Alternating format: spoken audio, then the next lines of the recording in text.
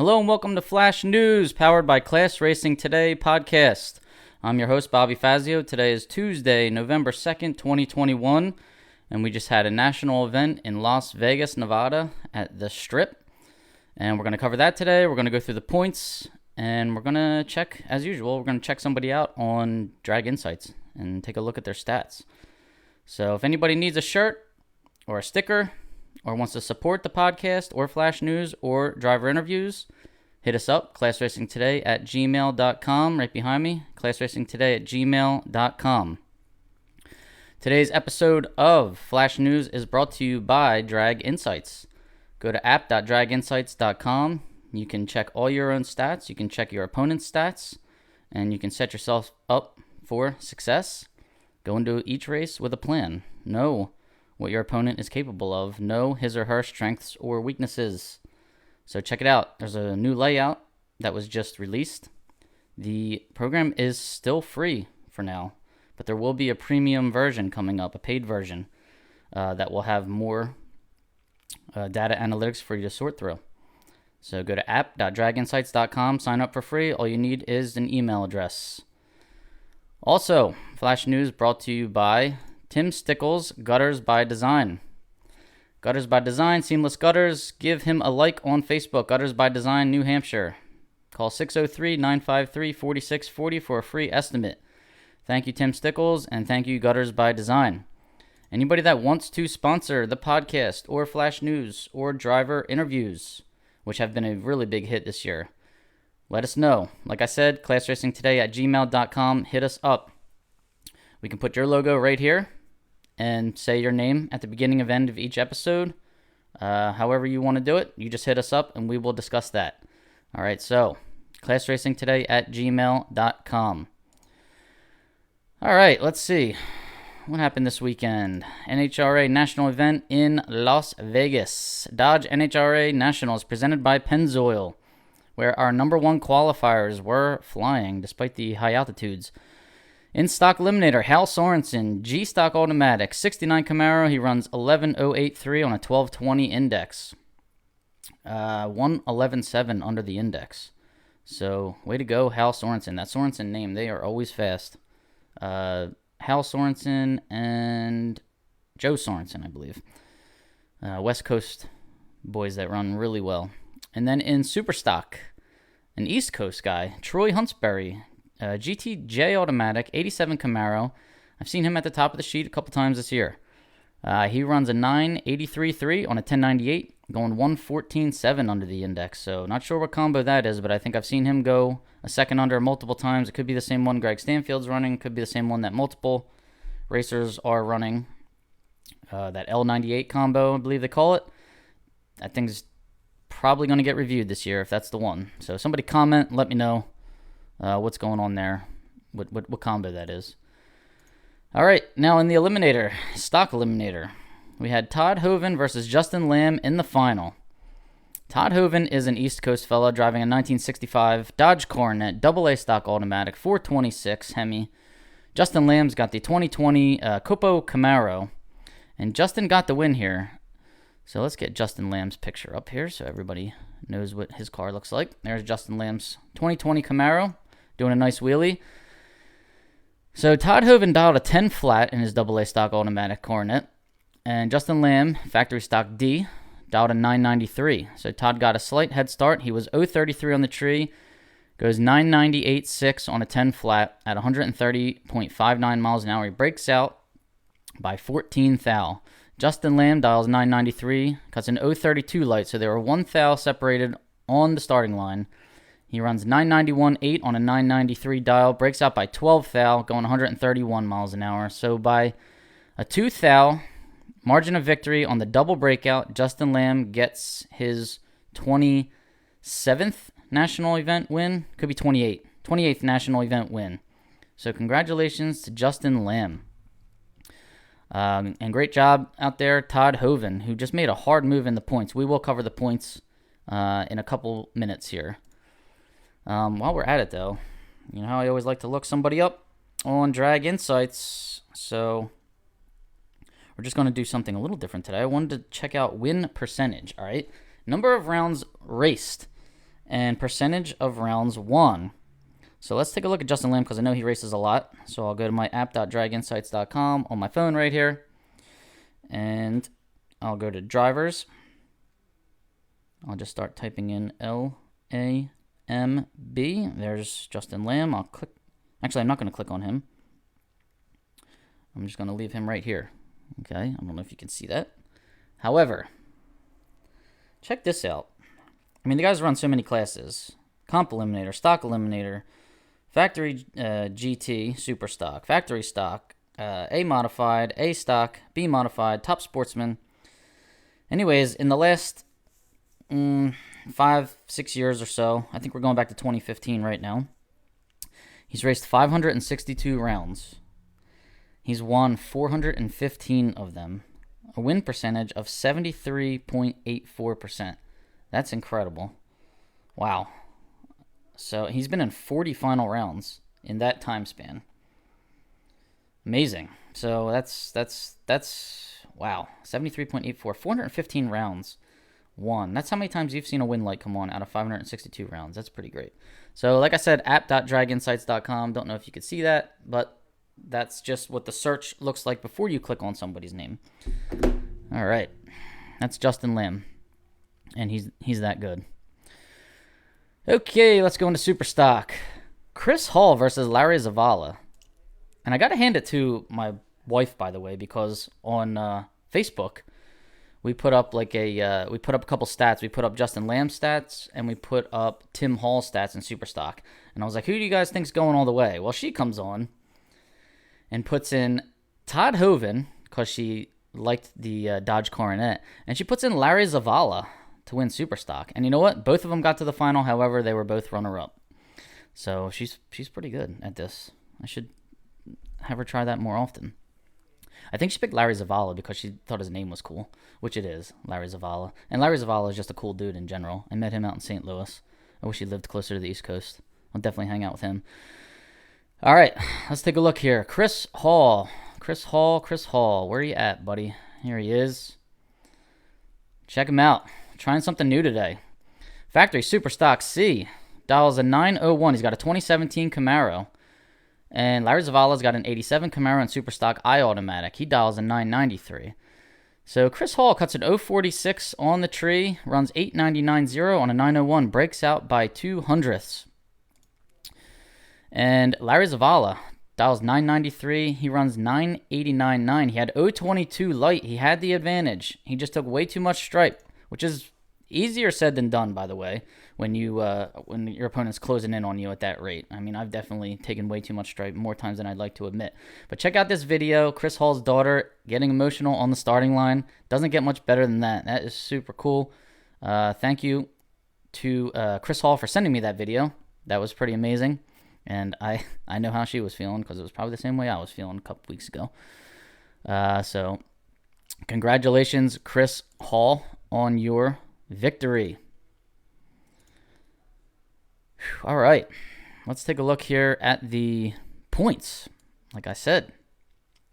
Now, in Stock Eliminator, Joe Santangelo is still number one. I was trying to figure out why he wasn't out on the West Coast running, but he's probably better at analyzing these points than I am. All I know is how many races people have claimed, but he probably knew that so-and-so had to win this or do that, so it's not even worth me going out there. Anyways, he has 633 points. He's still number one in Stock Eliminator. He claimed 5 nationals and 7 divisionals, and unless he goes to Pomona in the next week, I don't think he's claiming any more. Jerry Emmons is number 2 at 625. 5 nationals, 7 divisionals. He's allowed to claim Pomona if he wants. Todd Hoven made a hard move up into number 3. He's got 591 points. He's only claimed 4 nationals and 6 divisionals. So Todd could go out to Pomona if he wants to see if he can, see if he can still get number 1. It's still possible for him. Wes Neely's all claimed out. He's in 4th, 583 points. And Jimmy Hidalgo Jr., who's also out on the West Coast trying to finish in that top spot, 569 points. So 5 nationals and 7 divisionals. He can still run Pomona, as we said last week in our episode with him.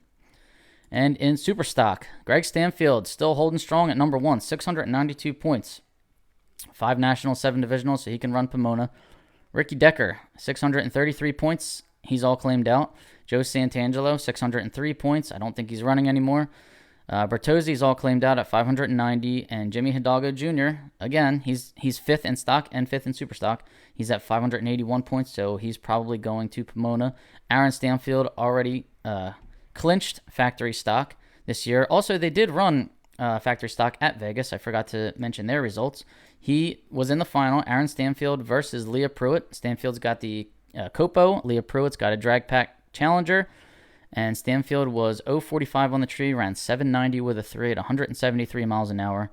Leah Pruitt had the advantage on the tree, 0.36, but she ran a 794 at 174 miles an hour. A little bit more mile an hour, but I guess not enough at the front half to overtake Stanfield. So Stanfield wins the championship, wins this race, and let's go over the points in factory stock real quick. Stanfield finished number 1, 768 points, out of this world.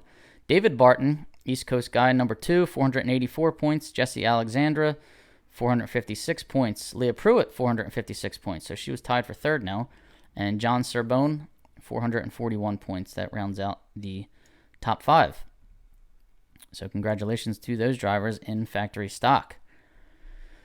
All right, this weekend coming up, there is a East Coast stock, super stock combo race. So that's our East Coast, that's our Division 1 that is run by Dave Lay, who is our tech director over here in Division 1. ATCO being one of my favorite tracks. I live about 45 minutes away from it, and it was under the threat of closure for the last year or two. Owner of the track was trying to sell to a, auction or storage lot. Co-parts maybe. Don't know if it was Copart or not, but somebody of the likes. However, been battling the township, Pinelands Commission. This is in a Pineland area, and I think he's hitting a lot of speed bumps in the process. So hopefully he will just cave and sell it to a bunch of racers and let us keep it a racetrack. That would be a nice, ideal situation. Found this picture online. Love it because that's me in the right lane driving that 64.5 Mustang. So I figured I would throw it in there and promote myself because that's just the kind of person I am. Anyways, here's the points in this East Coast Stock Super Stock. This is as of October 4th. That was the last time they raced there. Bubba Linky is in first place with 20 points. I really don't know the point structure. I don't know how many points you get for a win or per round, but Bubba Linky will probably be there to try and win this. It's a double event this weekend, November 6th and 7th. Wendy Caliendo, Lincoln Moorhead, Doug Linky, who's Bubba's uncle, Dwayne Hoeven, Kevin Fogarty, and Eddie Moranian. Shane Oaks. Okay, so I don't know if the bottom half there has any shot, but I could be wrong. But that is the point standing, and let me tell you, it is looking to be phenomenal air in ATCO this weekend. I was looking at a forecast, 55 degrees and 56 degrees on Saturday and Sunday. The density altitude is already predicted to be about negative 1,200 feet. So if you guys want to get your cars out and see how fast they can go, this track is a sea level track, 86 feet above sea level. And you're looking at a negative 1,200 foot density altitude. No AHFS to worry about. Whew. Man, I can't wait to see how these cars run. I'm hoping to have a car to drive this weekend. I'm hoping to drive that 64.5. Don't know if we actually ordered a new torque converter for it. The car is in New York. Don't know if the owner has had a chance to make that change. We ordered an ATI torque converter because that car just didn't have the right one in there. It had an old one in there that flashed about 500 RPM too low, and I am anxious. Man, I'm hoping he got that in because I would love to see how this car runs this weekend. But if not, I will be there in attendance at least one day to get some driver interviews and just to watch these cars fly. I can't imagine what the wheelies are going to be like. The track at ATCO is usually prepped pretty well, and I'm excited for it. Last but not least, the contingency corner here. I just want to keep everybody updated on who has paid and who has at least hit me up and let me know that they're going to pay soon. So let's see here. I already told you that I got paid by Summit, VP Race Fuels, and Jegs, and Ford, and Jessel. Simpson just came since I last saw you guys. So Simpson seatbelts, Edelbrock / comp cams, because they're both coming on the same check. They contacted me and said the check was sent out, so maybe coming today. May have come yesterday, actually. I don't even think I checked my mail yesterday. So shame on me. And Moser. Moser asked for my W-9. So some manufacturers, like Simpson, never heard from them. Okay, never was waiting for them to contact me, maybe ask for a W-9, something. Check just arrived. So, hey, that's even better. So thank you, Simpson, and all the other aforementioned names. We'll keep you updated on that as the checks roll in. Love the contingency program. Thank you to the sponsors. I would like to have a contingency head person. I can never find the right words when I need them. That's why I would never be a good debater, by the way. But someone who heads up the contingency program. I had a nice conversation with Billy Carroll of Edelbrock and Comp Cams recently. Edelbrock Comp Cams, fast fuel injection. I don't know who else might be involved in or under the umbrella of Edelbrock, but it was so informative, just teaching me about the contingency program, and would like to actually have him on if he wants to, or if somebody else would like to come on and just educate us all on contingency and how that works, and how maybe we as the racers could help to bring in more contingency sponsors, how maybe we could actually talk to NHRA about fixing the contingency program, because obviously I'm all for it. And also comment on who you would like me to have on the podcast in the off season, because I'm thinking, maybe somebody that heads up starting line prep. Maybe we can learn something from them. Maybe somebody from NHRA. We could have them on to talk to us and tell us the battles that they fight, and when we ask for things and why they can say yes or no. Maybe tire manufacturer, maybe oil, maybe piston rings. I don't know. You guys throw it out there, and I will do my best to track people down that want to come on and educate us all, because as stock and super stock racers, we all like to learn something. We all want to get an edge. It's a thinking man's game, right? And woman's. Thinking man and woman's game. That's why we all got involved in it. It's a chess match, and that's why we love it. All right, guys, that's it for me. That's Flash News. Today was Tuesday, November 2nd, 2021. And we really don't have a whole lot coming up. We've got this combo race and then Pomona the following weekend. I think that's it for the season. So it's going to wind down. And I'm looking forward to it a little bit, because I have a lot of work to do, and I need a little bit of a break here. I need to catch up. So thanks for joining us. Brought to you by Class Racing Today. Find us on Instagram, YouTube, Facebook. Like us.